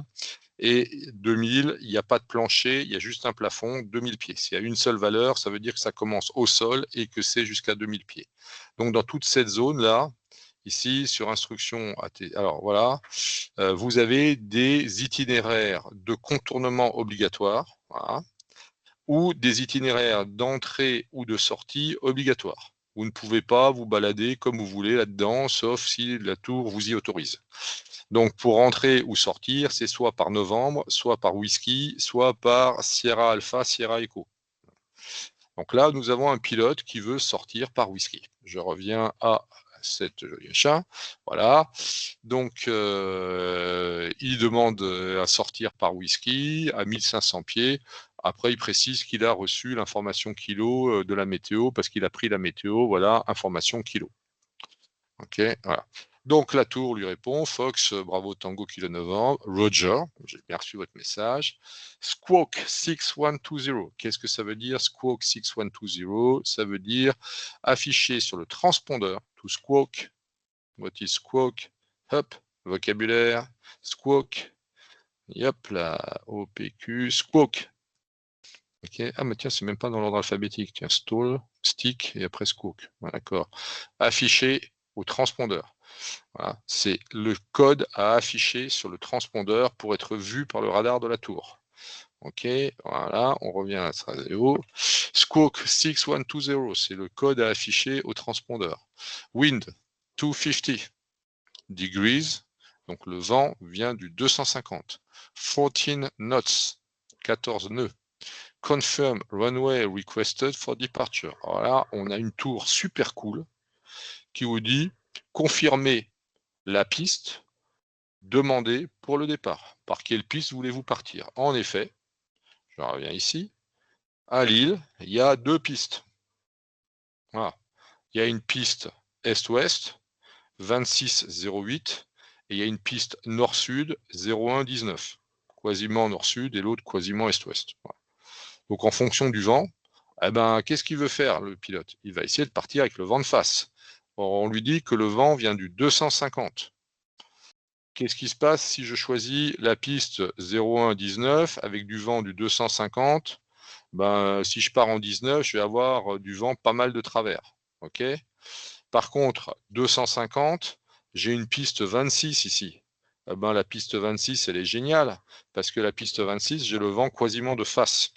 Bon, ceci étant, comme il a annoncé qu'il était sur le parking Echo, qui est le parking qui est là-haut, là, tout en haut. On voit pas bien, je vais encore agrandir, voilà. L'avion est actuellement sur le parking Echo, ici, là, voilà.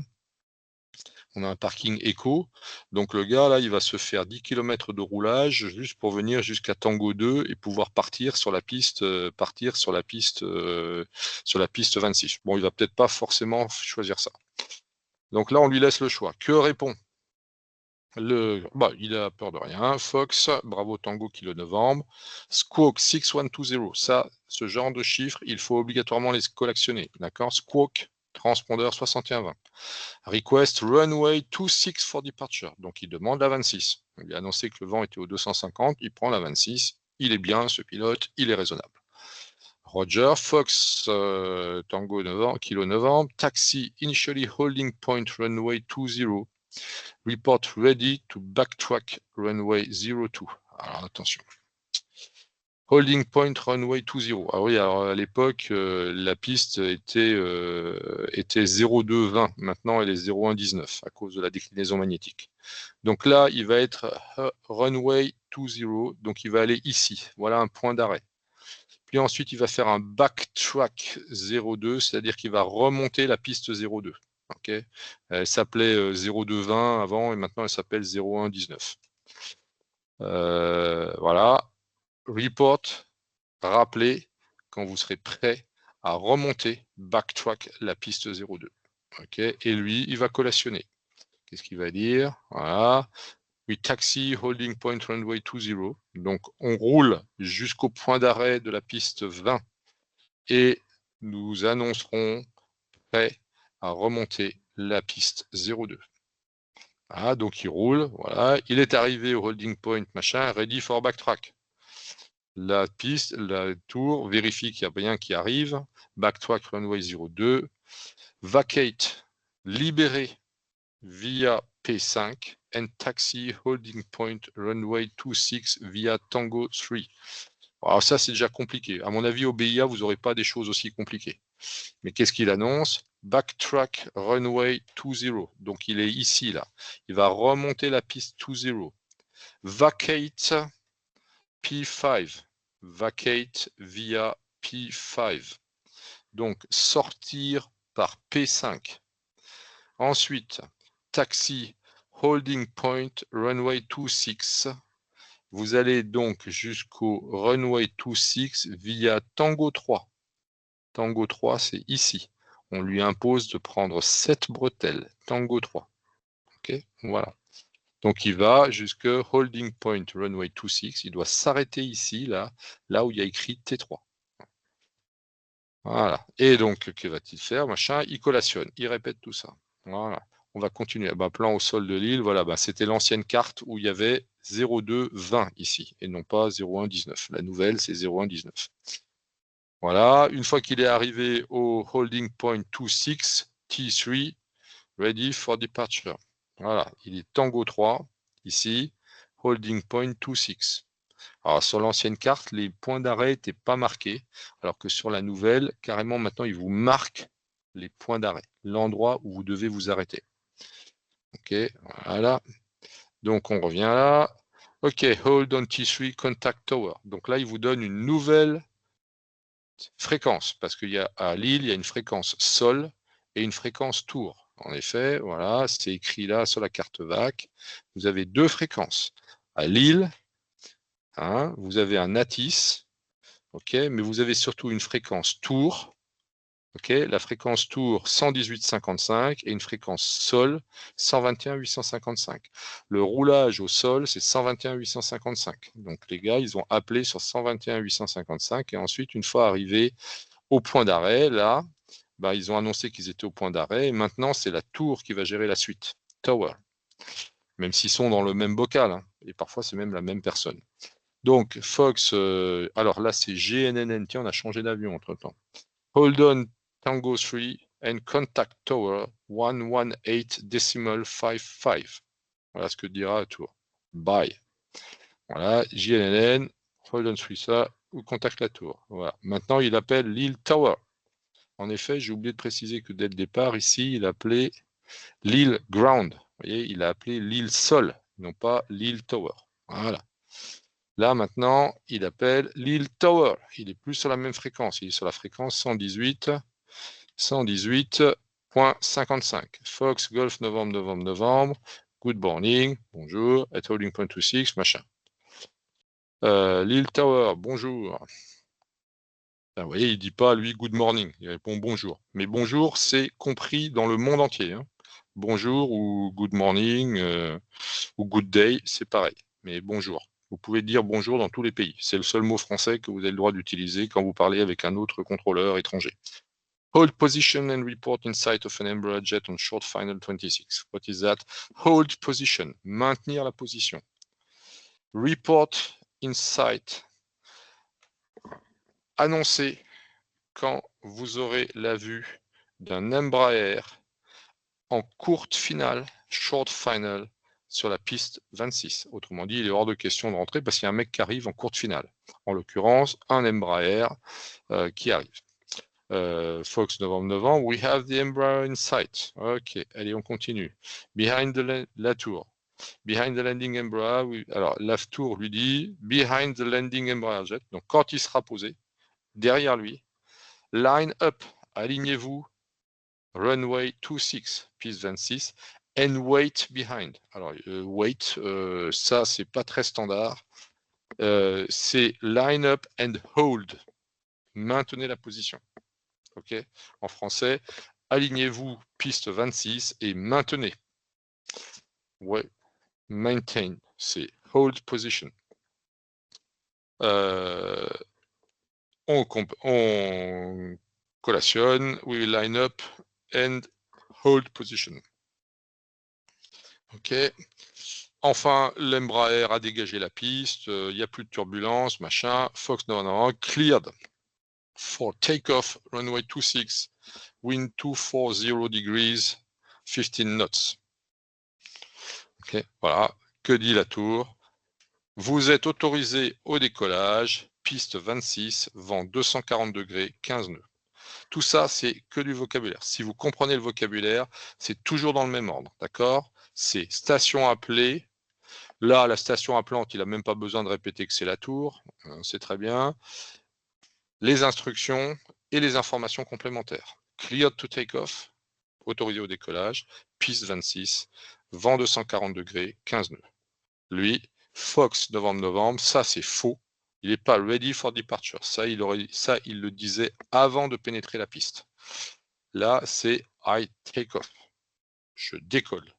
Il répond pas cleared to take off. Il n'a pas le droit. C'est que le contrôleur qui a le droit d'utiliser ce mot-là. Par contre, lui, il répond I take off runway 26. C'est we are cleared for take off. Non. Voilà, ça on a we take off runway 26. Ouais, vous voyez, même dans les diaporamas de formation, il y a des conneries. Bon, ceci étant, il faut aussi dire que les manuels de phraséologie officiels de la DSAC ont été récemment modifiés pour justement qu'il n'y ait plus ce genre de problème, pour qu'on n'entende plus les pilotes dire cleared alors que c'est au contrôleur de donner les clairances. L'avion doit les accepter. D'accord?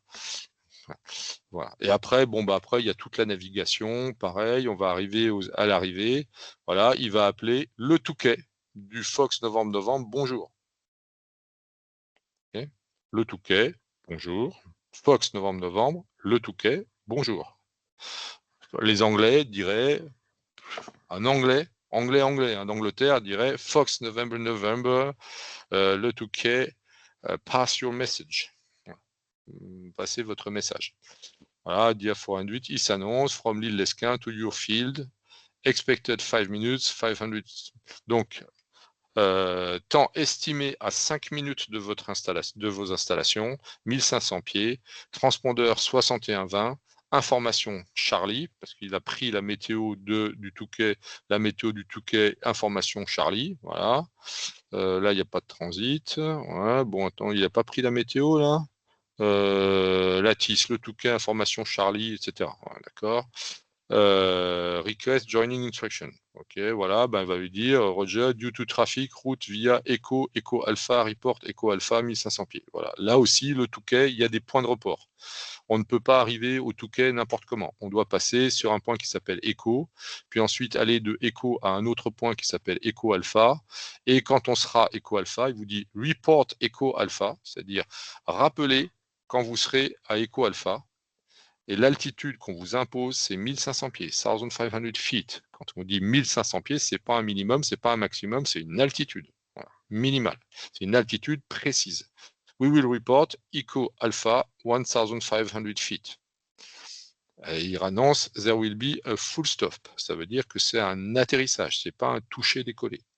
Et voilà la carte du Touquet. Effectivement, vous vous amenez pas n'importe comment tel un chien dans un jeu de quilles.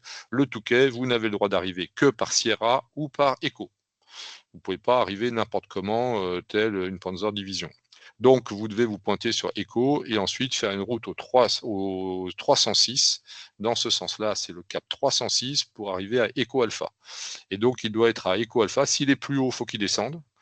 Voilà, s'il est plus bas, faut qu'il remonte. Donc, il doit faire sa route ici entre Echo et Echo Alpha à 1500 pieds. Et d'ailleurs, c'est la limite de la classe D dans laquelle il est autorisé à entrer par la tour. Voilà. Donc, voilà typiquement des échanges. Après, ça va continuer. Overhead Echo Alpha. Ah, là, mauvaise nouvelle. le contrôleur ne l'autorise pas à continuer. Hold, maintenez. Over Echo Alpha, maintenez au-dessus de Echo Alpha, 1500 pieds, 1500 feet, I call you back, je vous rappelle. Autrement dit, il y a un merdier, il n'est pas question de continuer, voilà, il y a un problème.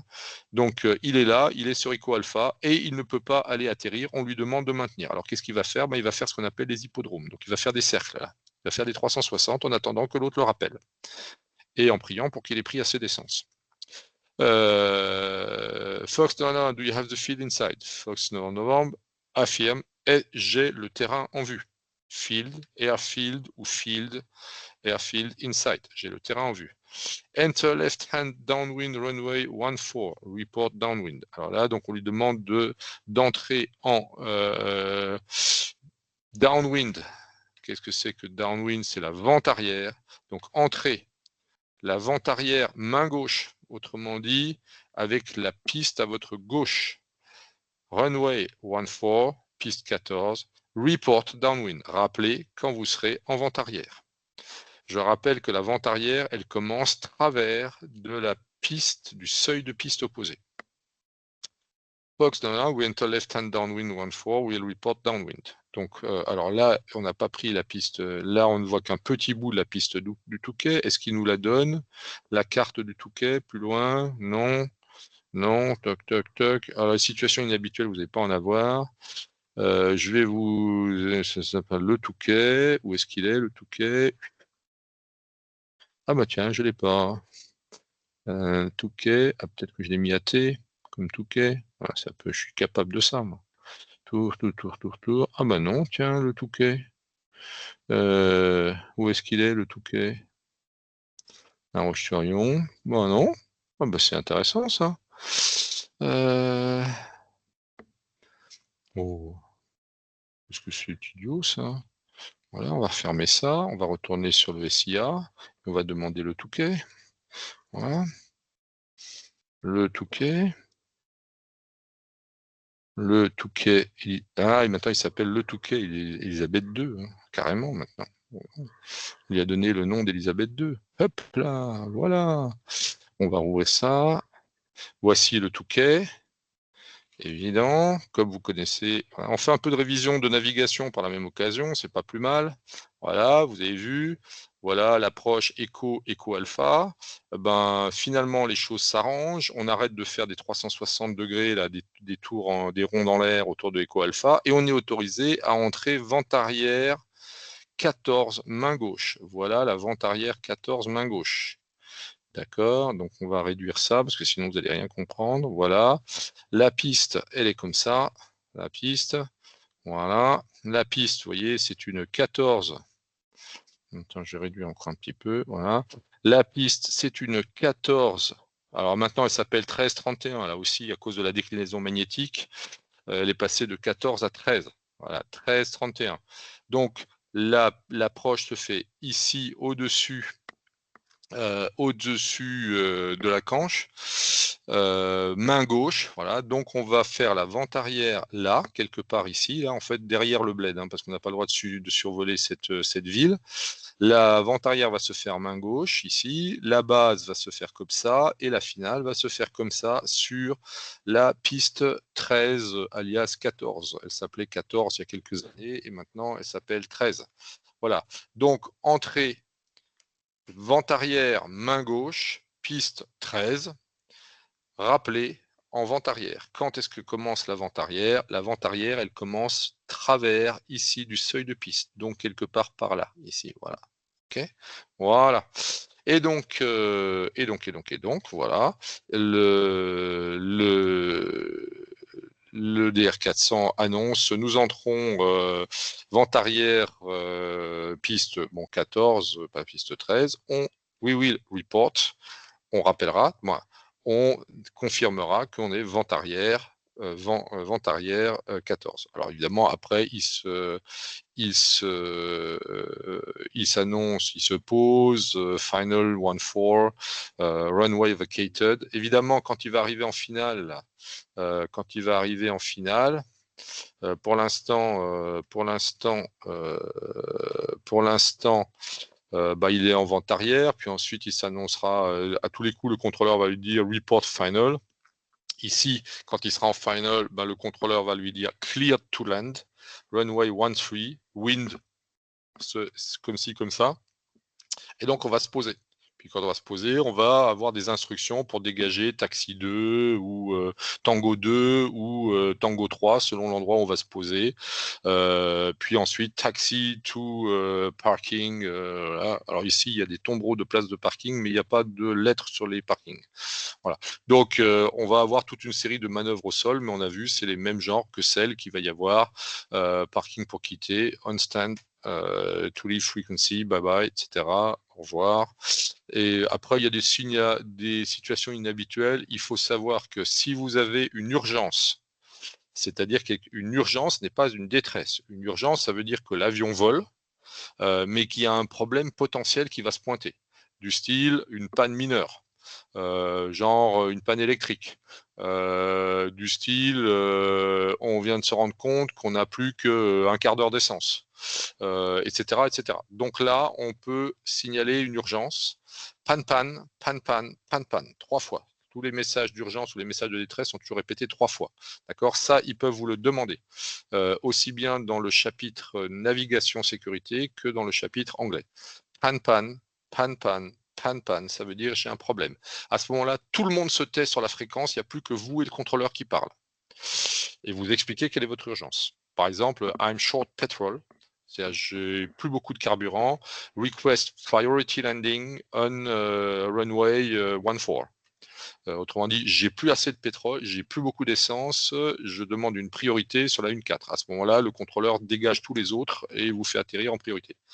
Par contre, Mayday, c'est une situation de détresse. Ça veut dire que le vol ne peut pas se poursuivre. Vous êtes là, c'est plus une urgence, c'est de la détresse.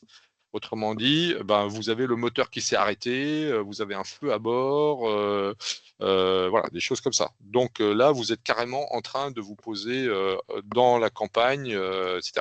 Donc vous déclarez Mayday, Mayday, Mayday, 3 fois. Et là aussi, silence radio total. Si vous entendez un message comme ça veut dire que plus personne ne parle, sauf le contrôleur et le type qui a émis le message de détresse. Là, il faut être très très court et dire qu'est-ce qui se passe et où est-ce que vous allez terminer. Dans power plant shutdown, 1500 feet, field in sight, I will land in a field. Ça veut dire je vais me poser dans un champ. Voilà, c'est répété 3 fois, expliquer la nature du problème. Et évidemment, si vous faites Mayday, Mayday, Mayday, le contrôleur lui déclenche immédiatement le détresse phase, c'est-à-dire la mise en alerte des secours, de façon à ce que les secours partent déjà. Ils partent, hein. Ils partent. Même si vous n'êtes pas encore craché, les secours partent déjà pour se rendre sur le lieu du dernier contact. Comme ça leur fait moins loin à chercher pour retrouver et secourir éventuellement les personnes dans l'aéronef. Voilà.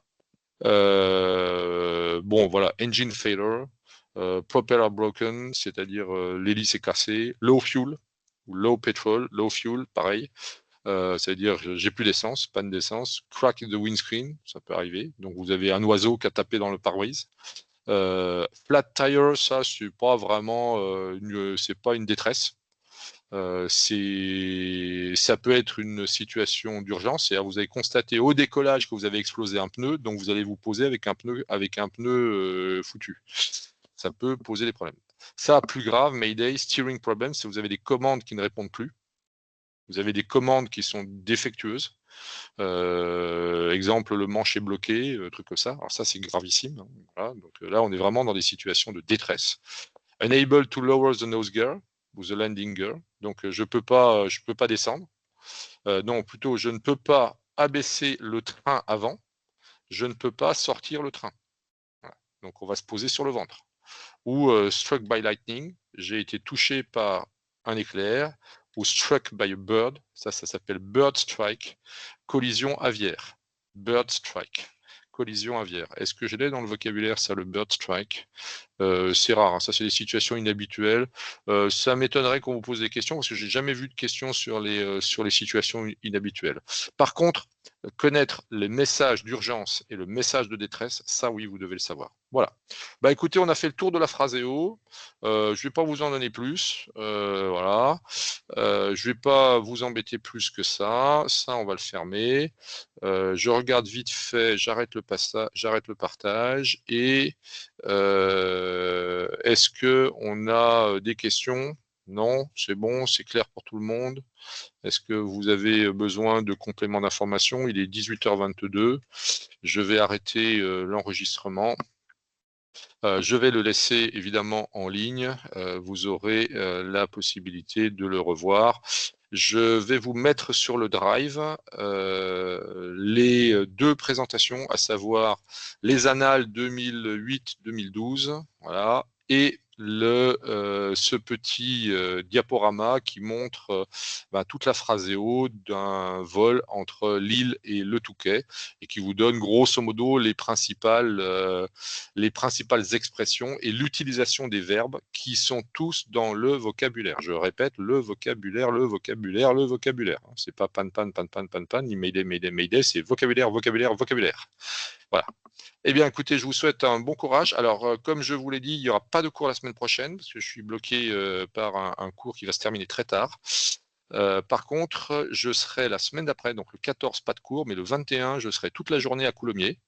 Donc, vous venez quand vous voulez dans l'après-midi. On peut répondre open. Là, c'est vraiment open bar. Les questions, les révisions, on prendra tous les supports. Voilà, ça sera open pour tous. Je pense que je vais ouvrir une session également sur l'après-midi pour que ceux qui ne peuvent pas venir à Coulommiers puissent au moins se connecter, poser toutes les questions possibles et imaginables sur les révisions. Ça sera la dernière session, le 21, avant votre examen qui aura lieu le 4 juin. Voilà, je vous souhaite une bonne après-midi.